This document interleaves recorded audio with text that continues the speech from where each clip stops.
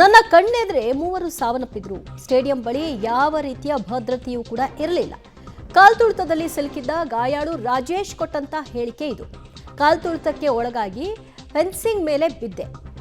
ಇದು ಆರ್ಸಿಬಿ ಮ್ಯಾನೇಜ್ಮೆಂಟ್ನ ವೈಫಲ್ಯವೂ ಕೂಡ ಹೌದು. ಯಾವುದೇ ರೀತಿಯ ತಯಾರಿಗಳನ್ನ ಮಾಡಿಕೊಳ್ಳಿಲ್ಲ. ಬದಲಾಗಿ ಸುಮ್ಮನೆ ಅನೌನ್ಸ್ಮೆಂಟ್ ಕೊಟ್ಟರು. ನಮ್ಮನ್ನೆಲ್ಲ ಬಲಿ ಪಡೆಯೋಕ್ಕಾಗಿ ಅವ್ರು ಕರೆದಂತೆ ಇತ್ತು. ಅಲ್ಲಿ ಯಾವ ಭದ್ರತೆಯೂ ಇರಲಿಲ್ಲ, ಯಾವ ಫೆಸಿಲಿಟೀಸ್ಗಳನ್ನು ಕೂಡ ಅಲ್ಲಿ ಮಾಡ್ಕೊಂಡಿರಲಿಲ್ಲ ಅನ್ನೋದು ಸ್ಪಷ್ಟವಾಗಿ ಗೊತ್ತಾಗುತ್ತೆ. ಅದರ ಪರಿಣಾಮ ನಾವಿವಾಗ ಗಾಯಕ್ಕೆ ಒಳಗಾಗಿದ್ದೀವಿ ಅಂತ ಹೇಳ್ಕೊಂಡಿದ್ದಾರೆ. ಜೊತೆ ಗಾಯಾಳು ರಾಜೇಶ್ ಇದ್ದಾರೆ. ಸೊ ಏನಾಗಿತ್ತು ನಿಮ್ಮ ಗಾಯವನ್ನು ತೋರಿಸೋದಾದ್ರೆ ಅವತ್ತು ಘಟನೆಯಲ್ಲಿ ಗಾಯ ತೋರಿಸ್ಬಿಡಿ.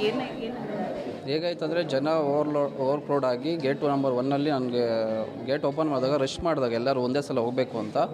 ಆಗ ಬಿಹೈಂಡ್ನಿಂದ ನಾನು ಹಿಂದೆಯಿಂದ ಪುಷ್ ಮಾಡಿದಾಗ ನಾನು ಹೋಗಿ ಕಂಬಿ ಮೇಲೆ ಬಿದ್ದಿದ್ದು.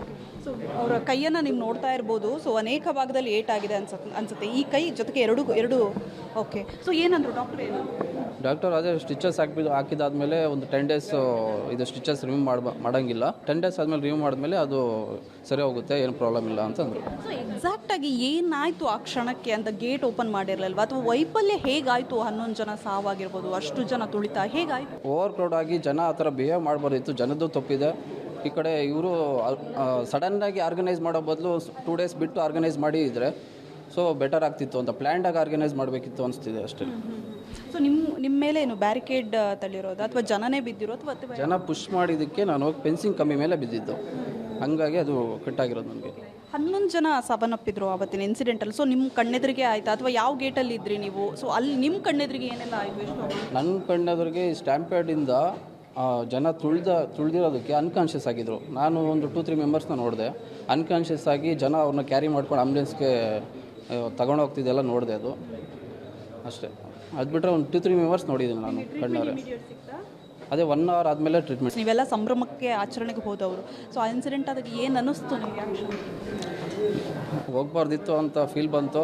ಆ್ಯಕ್ಚುಲಿ ನಾನು ರೋಡ್ ಸೈಡ್ ಇರುತ್ತೆ, ಎಲ್ಲ ಸೈಡಲ್ಲಿ ನಿಂತ್ಕೊಂಡು ನೋಡ್ಕೊಂಬರೋಣ ಅಂತ ಪ್ಲ್ಯಾನ್ ಮಾಡಿದ್ದು. ಅಲ್ಲೂ ಹೋಗ್ಬೇಕಾದ್ರೆ ಗೊತ್ತಾಯಿತು ಕ್ಯಾನ್ಸಲ್ ಆಗಿದೆ ರೋಡ್ ಶೋ ಅನ್ನೋದಂತ. ನಮ್ಗೆ ಗೊತ್ತಾದಮೇಲೆ ಮತ್ತೆ ಸ್ಟೇಡಿಯಂ ಹತ್ರ ಅದೇ ಯಾವ ರೀತಿ ಈ ಥರ ಎಲ್ಲ ಆಯಿತು ಅಂತ ಕೇಳಿದ್ರು. ಎಲ್ಲ ಹೇಳಿ ಬಂದಿದ್ದೀವಿ ಅಷ್ಟೇ. ಗಾಯಾಳು ಅವರ ಮಾತು. ಕ್ಯಾಮ್ರಾ ಪರ್ಸನ್ ಪರಮೇಶ್ ಜೊತೆ Pavitra Katkala, public TV, Bengaluru. Road show cancel ಮಾಡಿದ್ದೇ ಕಾನೂನು ಸುವ್ಯವಸ್ಥೆಯ ದೃಷ್ಟಿಯಲ್ಲಿ ಅಂತ ಹೇಳ್ತಾರೆ. ಬಟ್ ಬಹುತೇಕರು ಇದೇ ವಿಚಾರವನ್ನು ಹೇಳೋದು. ರೋಡ್ ಶೋ ಮಾಡಿಬಿಟ್ಟಿದ್ರೆ ರಸ್ತೆ ಬದಿಯಲ್ಲಿ ನಿಂತ್ಕೊಂಡು ನಾವು ನೋಡ್ಕೊಂಡು ಹೋಗ್ತಾ ಇದ್ವಿ. ಸ್ಟೇಡಿಯಮಲ್ಲಿ ಅಷ್ಟು ಕೆಪಾಸಿಟಿ ಇಲ್ಲ ಅಂತ ಗೊತ್ತಿದ್ದು ಕೂಡ ಎಲ್ರಿಗೂ ಇನ್ವೈಟ್ ಮಾಡಿದ್ರು, ಫ್ರೀ ಅಂತ ಇನ್ವೈಟ್ ಮಾಡಿದ್ರು. ಜನ ಮುಗಿಬಿದ್ದು ಬಂದರು. ಏನೂ ಭದ್ರತೆಗಳನ್ನು ಒದಗಿಸಿರಲಿಲ್ಲ. ಏನಾದರೂ ಮೇಜರ್ ಇನ್ಸಿಡೆಂಟ್ ಆದಂತಹ ಸಂದರ್ಭದಲ್ಲಿ ಯಾವೆಲ್ಲ ತುರ್ತು ಪರಿಸ್ಥಿತಿಗಳ ಅನಿವಾರ್ಯತೆ ಇರುತ್ತೋ, ಆ್ಯಂಬುಲೆನ್ಸ್ ಫೆಸಿಲಿಟಿ ಇರಬಹುದು, ತಕ್ಷಣಕ್ಕೆ ಅವ್ರಿಗೆ ಕೊಡುವಂತಹ ಟ್ರೀಟ್ಮೆಂಟ್, ಇದು ಯಾವ ತಯಾರಿಯನ್ನು ಮಾಡ್ಕೊಂಡಿರಲಿಲ್ಲ ಅಂತ ಬಹುತೇಕರು ಹೇಳ್ತಾರೆ. ಇದು 7ನೇ ಗೇಟ್ಗೆ ಹೋದ್ವಿ. 7ನೇ ಗೇಟ್ಗೆ ಹೋದಾಗ ಸಿಕ್ಕಾಪಟ್ಟೆ ಜನ ಆಲ್ರೆಡಿ ನಿಂತ್ಕೊಂಡ್ಬಿಟ್ಟಿದ್ರು. ನಾವು ಮುಂದೆ ಒಡೆ ಹೋಗೋಕ್ಕಾಗಲ್ಲ. ಅಂದರೆ ಅಲ್ಲೇ ಫುಲ್ಲು ಇಕ್ಕಟ್ಟು ಎಲ್ಲ ಕಚ್ಕೊಂಡ್ಬಿಟ್ಟಿದ್ದಾರೆ. ಅಂದರೆ ಕೇಳ್ತವ್ರು ಕೆಲವರು, ಬಿಟ್ಬಿಡಿ ನಮ್ಮನ್ನು ಹಿಂದಕ್ಕೆ ಹೋಗ್ತೀವಿ ಅಂತ ಕೆಲವರು ಕೇಳ್ತವ್ರೆ. ಆರು ಕೂಡ ಯಾರು ಬಿಡಲಿಲ್ಲ. ನಾವೇನು ಮಾಡಿದ್ವಿ, ಆಗಲ್ಲ ಮಗ ಇದು ಅಂತ ಹೇಳ್ಬಿಟ್ಟು ನಾನು ನಮ್ಮ ಫ್ರೆಂಡು ಹಿಂದೆ ಬಂದುಬಿಟ್ವಿ. ಬಂದು 20-21ನೇ ಗೇಟಿಗೆ ಬಂದ್ವಿ. 20-21 ಗೇಟಿಗೆ ಬಂದಾಗ ಅಲ್ಲೂ ಸಿಕ್ಕಾಪಟ್ಟೆ ಜನ ಸೇರ್ತಾ ಅವ್ರು ಯಾವಾಗ ಗೇಟ್ ತೆಗೀಲಿಲ್ಲ ಅವಲೇ ಸರ್ ಇದೆಲ್ಲ ಪ್ರಾಬ್ಲಮ್ ಸ್ಟಾರ್ಟ್ ಆಗಿದ್ದು. ಆ ಬ್ಯಾರಿಕೇಡ್ಗಳು ಏನಾಗಿತ್ತು, ಅದು ಜನ ಮೂವ್ ಆಗ್ತಾ ಗೇಟ್ಗಳು ಬೀಳಕ್ಕೆ ಸ್ಟಾರ್ಟ್ ಆದವು. ಅವಾಗ ನಾರ್ಮಲಾಗಿ ಒಳಗಡೆ ಹೋಗೋರು ಏನು ಮಾಡಿದ್ರು, ಅಲ್ಲೇ ಬಿದ್ದರು. ಸ್ವಲ್ಪ ದಪ್ಪ ಇರೋರು ಅವರೆಲ್ಲ ಇದ್ದವರು ಸ್ವಲ್ಪ ದಾಟ್ಕೊಂಡು ಹೋದ್ರು. ಚಿಕ್ಕವ್ರು ಏನೇನಿದ್ರು ಎಲ್ಲ ಬಿದ್ದವರು ಸರ್. ಎಲ್ಲ ಅವ್ರ ಮೇಲೆ ಕಾಲು ತುಳಿತ ಫುಲ್ ಜೋರಾಗಿ ಆಗೋಯ್ತು. ನಾವು ನೈಟೇ ಸಿಕ್ಕಾಪಟ್ಟೆ ಸೆಲೆಬ್ರೇಷನ್ ಮಾಡಿದ್ವಿ. ಮಾರನೇ ದಿವಸನೂ ಹೋಗೋಣ ಅಂತ ಫುಲ್ ಜೋಶಲ್ಲೇ ಹೋದ್ವಿ. ಆ್ಯಕ್ಚುಲಿ ಸಖತ್ ಸೆಲೆಬ್ರೇಷನ್ ಮಾಡೋಣ ಅಂತಲೇ RCB ಇದು ಅಂದ್ಕೊಂಡು ಫುಲ್ಲು ಹೋದ್ವಿ. ಆದರೆ ಅಲ್ಲೋದ್ಮೇಲೆ ಗೊತ್ತಾಯಿತು, ಯಪ್ಪ ಇದು ನಾವು ಬರಬಾರ್ದಾಗಿತ್ತು ಅಂತ ಅನಿಸ್ಬಿಡ್ತು ಫುಲ್ಲು. ಏನಕ್ಕೆ ಹಿಂಗೆ ತಗೊಳಾಕೊಂಡು ಅದು ನಮಗೆ ಹೆಂಗೆ ಆಗ್ತಾಯಿತ್ತು ಅಂದರೆ ಫುಲ್ಲು ಬಾಡಿ ಎಲ್ಲ ಶೌರಿಂಗು ಪ್ರೆಸ್ ಆಗಿದ್ದಕ್ಕೆ ಒಂಥರ ಜೀವನೇ ಹೋಗೋ ಥರ ಫುಲ್ಲು. ಹಂಗಾಗಿ ಇದಾಗಲ್ಲ, ಇದು ಮಗ ಜೀವಕ್ಕೇನೆ ನೆಚ್ಚಲ್ಲ. ನಮ್ಮ ಪಕ್ಕದಲ್ಲಿದ್ದು ಡೈಲಾಗ್ ಹೊಡೆದ ಸರ್, ಬೇಜಾರಾಗೋಯ್ತು. ಏನಂದ್ರೆ ಗೊತ್ತಾ, 18 ವರ್ಷ ಆದಮೇಲೆ ಗೆದ್ದೈತೆ, ಸತ್ರು ಪರವಾಗಿಲ್ಲ ನಾನು ಹೋಗ್ತೀನಿ ಅಂತಂದ ಸರ್. ಅಲ್ಲಿ ಹೆಂಗಾಗ್ಬಿಡ್ತು ಅಂದರೆ, ಗುರು ಜೀವಕ್ಕಿಂತ ಹೆಚ್ಚಾಗಿ ಗುರು, ನೀನು ಯಾಕೆ ಗುರು ಹಿಂಗೆ ಹೇಳ್ತಾ ಇದೆಯಾ? ಸರಿ ಮಚ್ಚ ಬೇಡ ಬಾ ಇಲ್ಲಿ ಅಂದ್ಬಿಟ್ಟು ನಾವು ವಾಪಸ್ ಬಂದ್ಬಿಟ್ಟು ಸರ್. ಬಂದಮೇಲೆ ಅವಾಗ ಕ್ರೌಡ್, ಅವಾಗ ಪೊಲೀಸರು ಅವಾಗ ಬಂದರು. ಅವಾಗೆಲ್ಲ ಕ್ರೌಡ್ ಕಮ್ಮಿ ಆದಮೇಲೆ ನಾವು ಒಳಗಡೆ ಮತ್ತೆ ಹೋದ್ವಿ. ಒಳಗಡೆ ಅಂತೂ ಇದ್ದಿದ್ದು ಹಾರಿಬಲ್ಲು. ಆ್ಯಕ್ಚುಲಿ ಅಕ್ಕಪಕ್ಕದಲ್ಲೇ ಹೆಣ್ಮಕ್ಳೇ ಬಂದಿದ್ದು. ಅವರು ಸಿಕ್ಕಾಪಟ್ಟೆ ಕಿರಿಸ್ತವ್ರೆ, ತಳ್ಬೇಡಿ ಅಂತ ಹೇಳ್ತಾ ಇದ್ದಾರೆ. ಆರು ಅವ್ರು ಕೇಳ್ತಾ ಇಲ್ಲ. ತಳ್ತಾರೆ ಅಂದರೆ ಅವ್ರಿಗೆ ಹೋಗೋ ಇಂಟೆನ್ಷನು ಹಿಂದೆಗಡೆ ಇರೋರಿಗೆ ಒಳಗಡೆ ಹೋಗ್ಬೇಕಷ್ಟೇ. ಆ ಥರದಲ್ಲಿ ಅವರು ಒಳಗಡೆ ಹೋಗಿ ಟ್ರೈ ಮಾಡ್ತಾಯಿದ್ರು. ಇವರಲ್ಲಿ ಸಿಹಾಕೊಂಡಿರೋರು ಹೋದ್ರೆ ಸಾಕಪ್ಪ ಅಂತಲೇ ಇದ್ದಿದ್ದು. ಅಭಿಮಾನ ಇತ್ತು ಸರ್, ಅದು ಈ ಮಟ್ಟಕ್ಕೆ ಇದಾಗ್ಬಿಡುತ್ತೆ ಅಂತ ನಮಗೆ ಆಗಿರಲಿಲ್ಲ.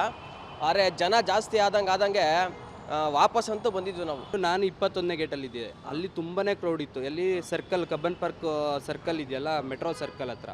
ಬಟ್ 21ನೇ ಗೇಟಲ್ಲಿ ಆ ಥರ ಆಗ್ತಾಯಿತ್ತು. ಬಟ್ ನಾವು ಅಲ್ಲಿ ಜನ ನೋಡ್ಬಿಟ್ಟು ನಾನು ಈ ಕಡೆ 19ನೇ ಗೇಟಿಗೆ ಬಂದುಬಿಟ್ಟೆ. ಆಮೇಲೆ ಒಳಗಡೆ ಹೋದೆ. ಒಳಗಡೆ ಸ್ಟೆಪ್ಸ್ ಹತ್ತಕ್ಕೆ ಆಗ್ತಾಯಿಲ್ಲ. ಫುಲ್ಲು ಅಂದರೆ ಸ್ಪೆಟ್ಟು ಜಾಸ್ತಿ ಆಗ್ತಾಯಿದೆ ಬಾಡಿಲೆಲ್ಲ, ಸೆಕೆ ಜಾಸ್ತಿ ಆಗ್ತಾಯಿದೆ. ಪೊಲೀಸರು ಹೇಳಿದ್ರು ಬೇಡ ಹೋಗಿ, ಇಲ್ಲಿಂದ ಆಗಲ್ಲ, ಎಲ್ಲ ಉಸಿರಾಡೋಕ್ಕೆ ತೊಂದರೆ ಆಗ್ತಾಯಿದೆ, ಹೋಗಿ ಅಂದರು. ಜನ ಕೇಳ್ತಾ ಇಲ್ಲ. ಬಟ್ 7-8ನೇ ಗೇಟ್ ಹತ್ರ ಸ್ಪೇಸ್ ಇಲ್ಲ. ಅಲ್ಲಿ ಒಳಗೋಕ್ಕೂ ಜಾಗ ಇಲ್ಲ, ಬರೋಕ್ಕೂ ಜಾಗ ಇಲ್ಲ.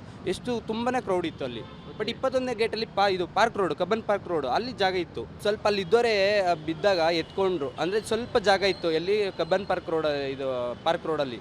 ಹಾಗಾಗಿ ಅಲ್ಲೇನು ಅಷ್ಟು ಸಮಸ್ಯೆ ಆಗಿಲ್ಲ. 21ನೇ ಗೇಟಲ್ಲಿ ಕ್ರೌಡ್ ಇತ್ತು, ತುಂಬಾ ಕ್ರೌಡು. ಹೆಂಗೆ ಅಂತ ಅಂದರೆ ಏನು ಮಾಡ್ತಾಯಿದ್ದಾರೆ ಅಂತಲೇ ಗೊತ್ತಾಗ್ತಿಲ್ಲ, ಆ ಥರ ಕ್ರೌಡ್ ಇತ್ತು. ಯಾಕೋ ಬಂದ್ಬಿಟ್ಟು ಇವತ್ತು ಬರಲೇಬಾರ್ದಾಗಿತ್ತು, ನಾವು ಇಷ್ಟು ಬಂದ್ಬಿಟ್ಟು ಹಿಂಗೆಲ್ಲ ಅನುಭವಿಸ್ಬೇಕಲ್ಲ ಅಂತ ಅನ್ನಿಸ್ಬಿಡ್ತು. ಇದೊಂದು ಪಾಠ ಆಗಬೇಕಷ್ಟೇ. ಅಲ್ಲೂ ಹೋದವರು ನಾವು ಯಾಕಾದರೂ ಹೋದ್ವೋ ಅನ್ನೋ ಮನಸ್ಥಿತಿಯಲ್ಲಿ ಇದ್ವಿ ಅಂತ ಅವ್ರು ಹೇಳ್ತಿದ್ದಾರೆ ಅಂದರೆ, ಮುಂದಿನ ದಿನಗಳಲ್ಲಿ ಹುಚ್ಚೆದ್ದು ಕುಣಿಯೋದನ್ನು ಬಿಡಬೇಕು ಜನ. ಅದನ್ನು ಅರ್ಥ ಮಾಡ್ಕೊಳ್ಬೇಕಷ್ಟೇ.